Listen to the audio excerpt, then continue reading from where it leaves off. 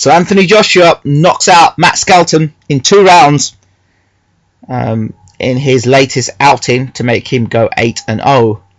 Okay, people will say to me, I told you so. Yeah, he did it in a few rounds. He stopped Matt Skelton. Yep, he did what he's meant to do.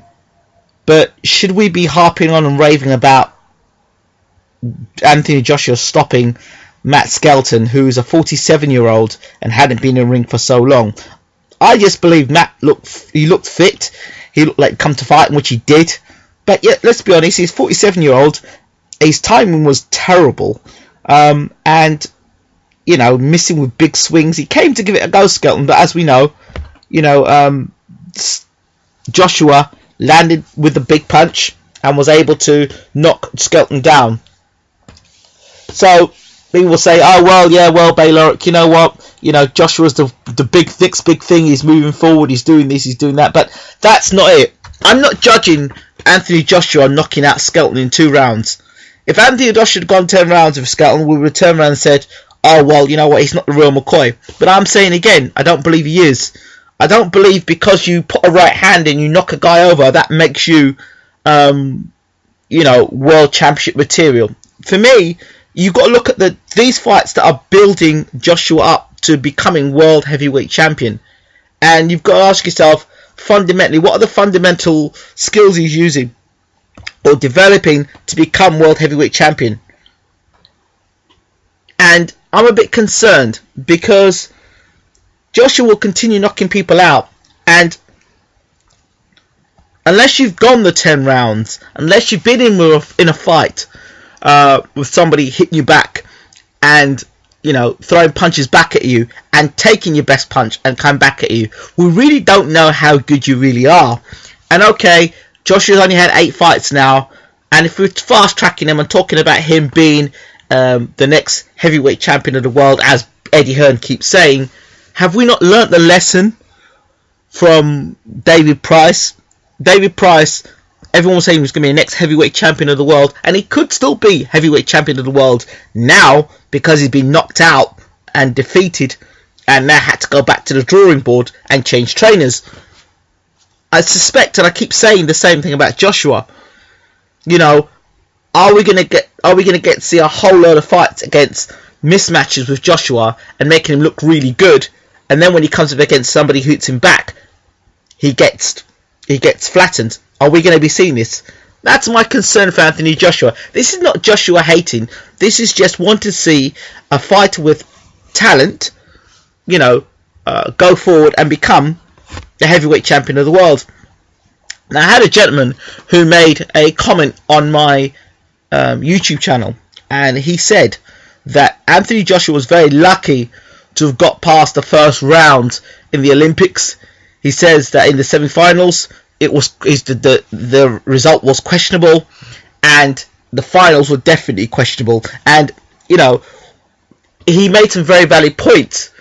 And had Joshua not got past the first round, would we even be talking about him as an Olympic champion? The fact of the matter, he has become an Olympic champion. I would agree with him in terms of, you know, the way Joshua became Olympic champion. I would definitely agree there. There was definitely some help there in terms of the judging. But he's Olympic champion. Regardless, you can't take that away from him. But what I can take away is, unless, you know, some serious changes are made now in Joshua's development in terms of a proper trainer to take him on to become a heavyweight champion of the world, not British champion, not European champion, but world heavyweight champion, you've got to ask yourself the question, by knocking guys out of Matt Skelton, he's doing what he has to do, but let's not get excited. Let's see him beat somebody of genuine class.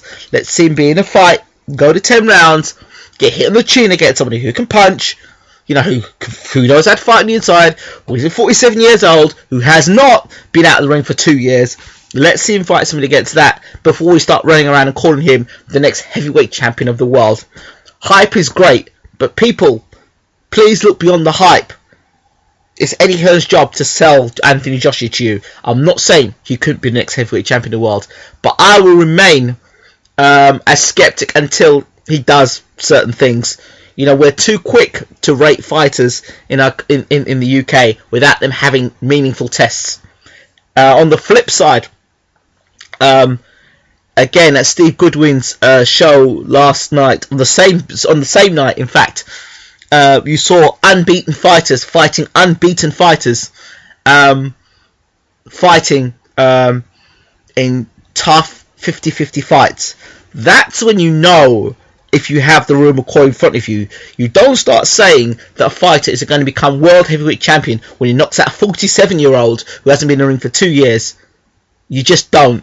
And we don't even know if Matt Skelton is 47 because there are question marks about his age. So he could be 55 for all we know.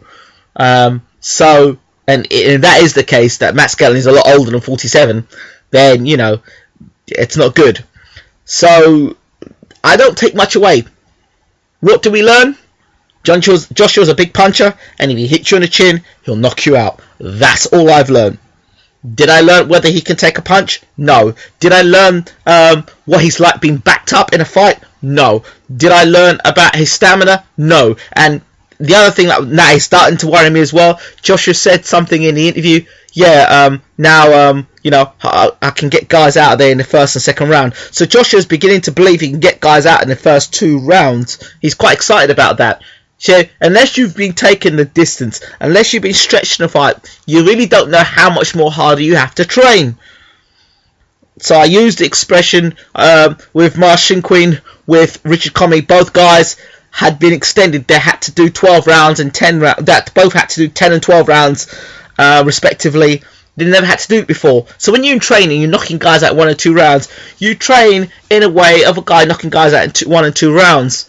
So I would be very skeptical until Joshua fights somebody of relative note, of, you know, of similar stature. Let's see what he does then. If Joshua goes in the ring and he does a similar thing against someone like, let's say, a Dillian White, or he goes in there and he does something like that against, you know, a Deontay Wilder, somebody who's prepared to hit him back and young and strong. I'm not saying Deontay Wilder is the best thing to the sliced bread, because the same argument goes with him as well. Your development as a fighter, knocking guys out who you're meant to knock out, doesn't prove anything. But if both of those guys were to get in the ring and fight, and then Joshua was against a guy who was young and strong, who could punch just as hard and harder than him, and taller than him, and longer range than him, and beat him, then you could say, wow, we've got somebody in the making. But we don't say we've got somebody in the making knocking out Matt Skelton. And not even, you know, Matt Skelton be fighting regular. And Matt Skelton had been out the ring 2 years ago. So, without much timing. So, that's my review of Joshua versus Matt Skelton. Skelton needs to retire. I'm sorry. He needs to retire now, you know. It's sad for him to go out the way that he did, but he needs to retire. It's a shame. So yeah, those are my thoughts. I'm not getting in the hype train anymore. I've learnt my lesson in boxing, and I want to see guys get tested before I start putting my faith in them. Let me know what you guys think. I'm out.